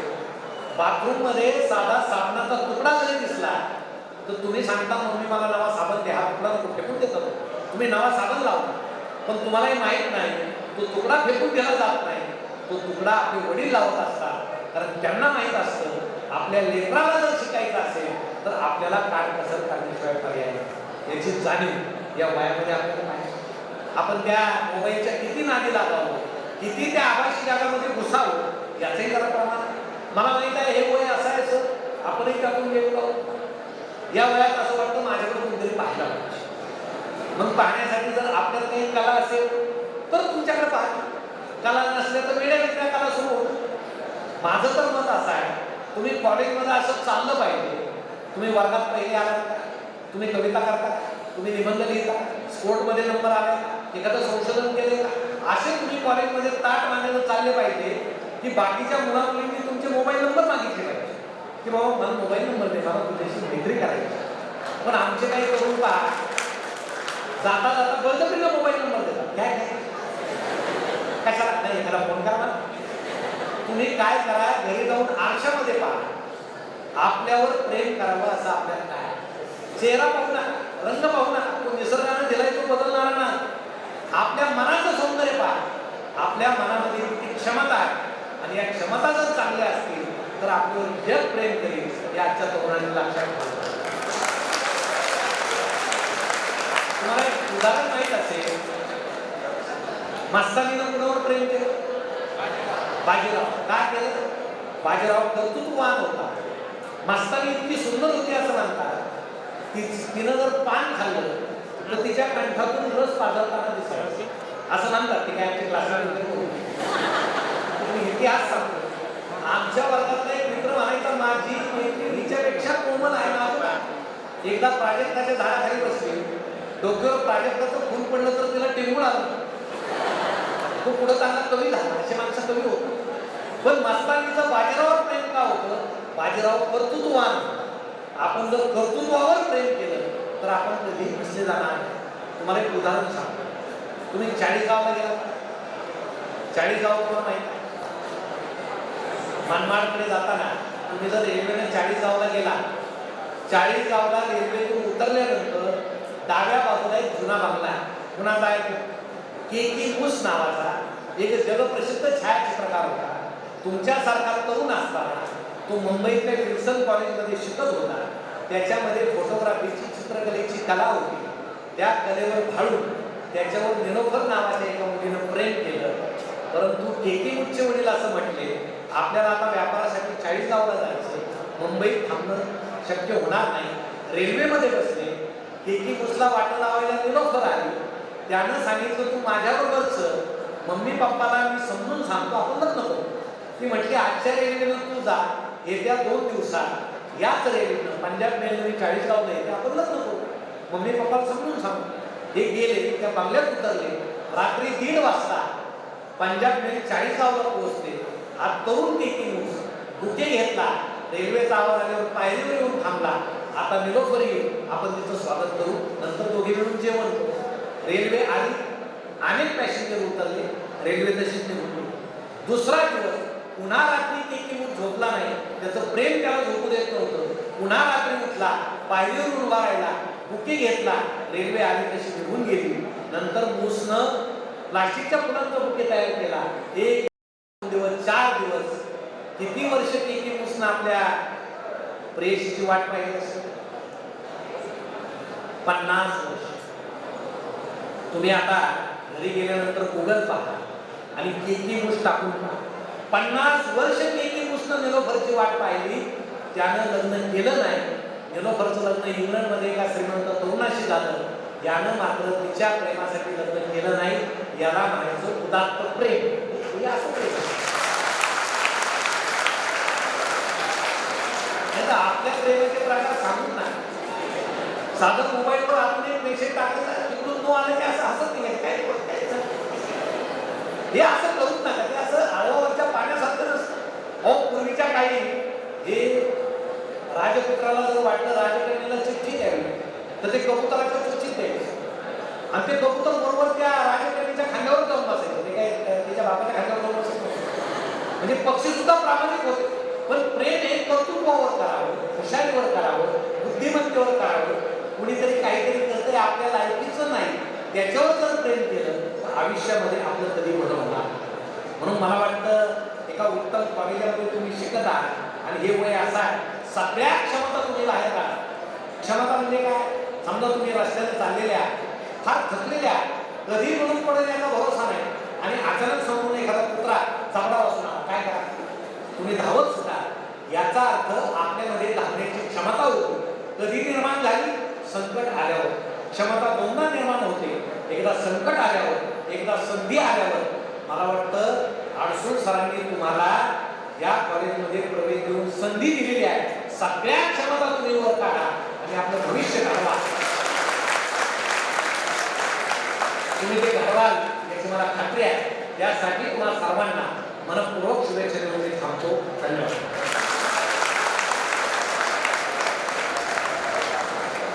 धन्यवाद सर. आपला दांडिगा अनुभव, मार्गदर्शन शैली नक्कीच इथे बसलेल्या सर्वांना पुढील आयुष्यासाठी मोलाचे मार्गदर्शन करणार आहे. एकदा जोरदार टाळ्या झाल्या पाहिजे सरांसाठी. धन्यवाद.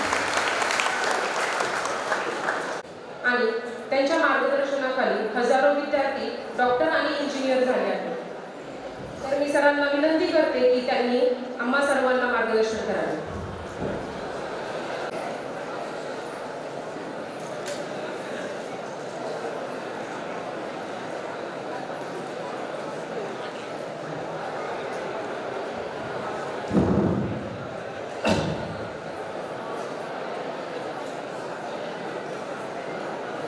आज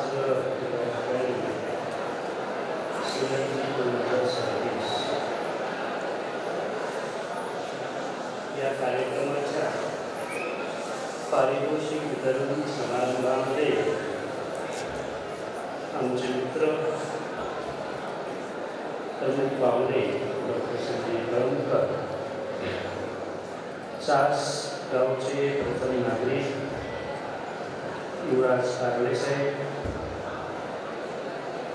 उपप्राचार्य, उपसरपंच, माजी सरपंच गावकरे साहेब, त्याचबरोबर कार्यक्रमास उपस्थित आदरणीय दादा बाई, या संस्थेचे सेक्रेटरी विनंती अडसूळ, संस्थेचे खजिनदार परमेश्वर अडसूळ, डायरेक्टर कल्पना अडसूळ, कृष्णा अडसूळ, त्याचबरोबर अडसूळ टेक्निकल कॅम्पसचे director principal doctor PM Patil, non टेक्निकलचे डायरेक्टर डॉक्टर संभाजी पठारे, सर्व कॉलेजचे प्राचार्य, व्यासपीठावरील सर्व सन्माननीय सदस्य, सर्व शिक्षक आणि विद्यार्थी, प्रथम वर्षभरामध्ये केलेलं जे कार्य आहे तुम्ही म्हणजे विविध परीक्षेमध्ये, विविध सांस्कृतिक कार्यक्रमामध्ये, विविध कॉम्पिटिशनमध्ये विद्यार्थ्यांनी जे भरीव काम केलेलं आहे त्यांचा या ठिकाणी सत्कार झालेला आहे. काही सत्कारमूर्ती या ठिकाणी त्यांचे झालेले नाहीत, पण तेही सत्कारमूर्तीच आहे. तर प्रथमतः मी संस्थेच्या वतीनं आपल्या सर्व विद्यार्थ्यांचं मनापासून खूप खूप अभिनंदन करतो. त्यानंतर गेल्या वर्षभरामध्ये अडसूळ एज्युकेशनल कॅम्पसमध्ये डायरेक्टर, सर्व HOD, सर्व स्टाफ यांनी अगदी मनापासून हार्डवर्क केलेला आहे आणि त्याचा परिणाम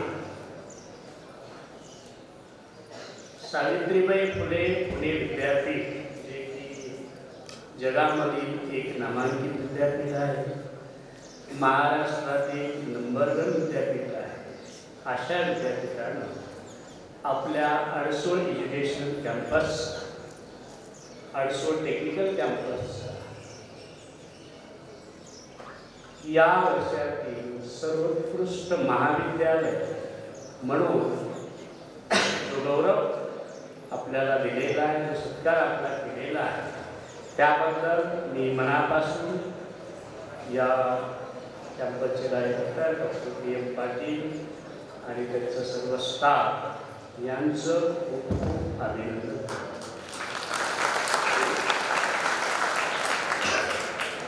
विद्यार्थी मित्रांनो, डॉक्टर कळमकर साहेबांनी आपल्याला सांगितलं की कोणतीही गोष्ट अवघड नसते. जीवनामध्ये काहीही करणं अवघड नाही. जर भविष्यामध्ये आपल्याला मोठं व्हायचं असेल, यशस्वी व्हायचं असेल, माझं भाषण सुरू करण्यापूर्वी मी सर्वांना, विद्यार्थ्यांना खास करून एक प्रश्न विचारतो की यामध्ये असे किती विद्यार्थी आहेत की त्यांना जीवनामध्ये यशस्वी व्हायचा हात वर करा प्लीज. छान. ते सर्वांना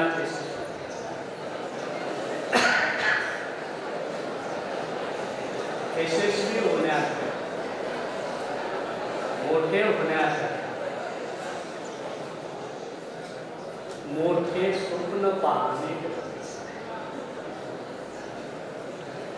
जर आपण मोठं स्वप्न पाहिलं तर निश्चितच आपण मोठे होतो. या बाबतीत मी असं म्हणेन,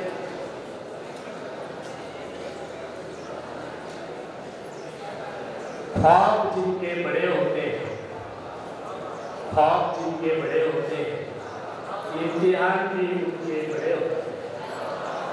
जो हर मुश्किल से लड़ता है वही जिंदगी में बड़े होते.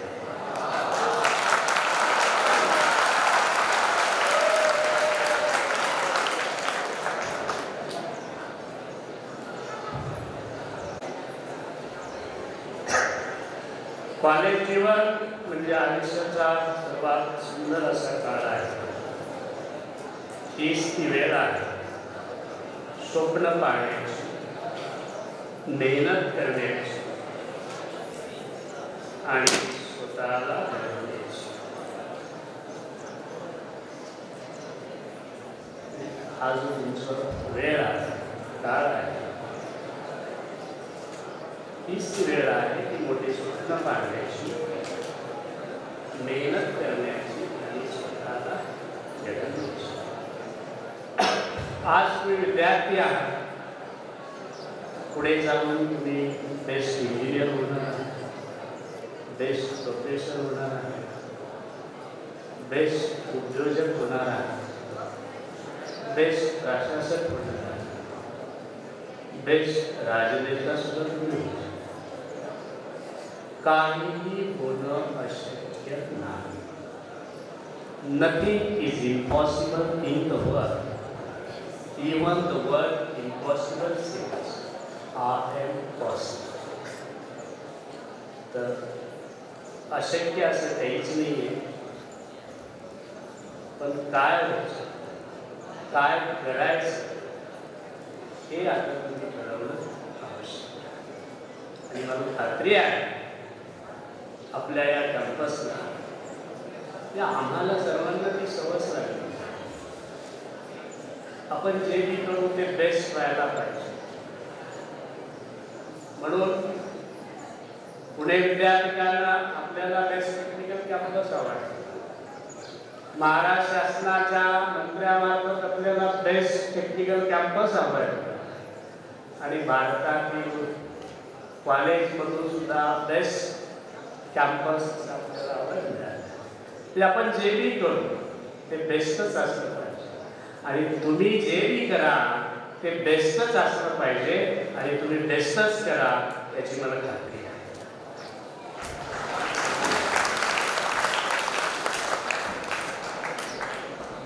अवघड असं काहीच नाही. बऱ्याच लोकांना वाटत असतं किंवा सगळेच सांगतात, सगळे मोटिवेशनल स्पीकर बी सांगतात हे करा ते करा, मोठे स्वप्न बघा. मग हे कसं शक्य आहे, ते कसं शक्य आहे, असे प्रश्न आपल्याला पडत असतात. मी सांगेन थोडक्यात की एक विद्यार्थी, त्याचा जन्म खेडेगावात झाला, 18 वर्ष दारिद्र्य होतो, शिक्षण करण्याची परिस्थिती खूप अडचणीची होती. परंतु त्याला काहीतरी करायचं, त्याचं ध्येय होतं, त्याच्या आधी मेहनत करण्याची तयारी, आत्मविश्वास, आणि तो करत राहिला आणि आज तुमच्यासमोर तो बोलतो. म्हणजे काहीही करणं अशक्य नाही. झिरोतून आपण मोठी प्रगती करू शकतो. आणि मी तर असं म्हणेन ही प्रगती काहीच नाही आहे. येत्या दिवसात आणखी मोठी प्रगती आपल्याला आपल्या कॅम्पसला करायची आहे. असं म्हणता येईल. अभी तो बाकी है मुट्ठी भर जमीन, अब पूरा आसमान बाकी.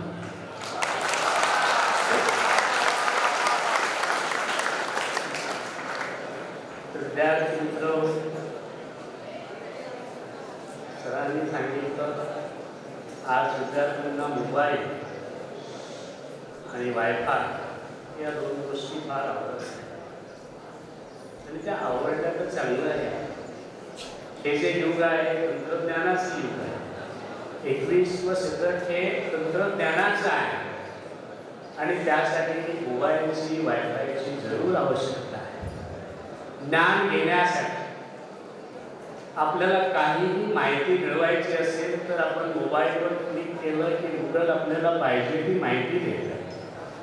आणि मोबाईल वापरणं ही काळाची गरज आहे. पण हे लक्षात आपण ठेवलं पाहिजे, मोबाईल हा आपल्यासाठी आहे, आपण मोबाईलसाठी नाही. आणि त्याचा कसा वापर आणि किती चांगला वापर करायचा हे आपण ठरवलं पाहिजे. नाही तर सरांनी सांगितल्याप्रमाणे पहाटे उठल्यापासून संध्याकाळपर्यंत फेसबुक, व्हॉट्सअप आणि इंस्टाग्राम जर आपण वापरू लागलो तर तो आपल्याला घातक आहे. योग्य त्या कारणासाठीच त्याचा उपयोग करा असं मी या ठिकाणी सांगतो. मोठे स्वप्न पाहिजे, मी मेहनत करेन, मी माझ्या आईवडिलांचे नाव उज्ज्वल करेन, मी माझ्यासाठी, समाजासाठी आणि देशासाठी काहीतरी मोठे कार्य करेन. थँक्यू.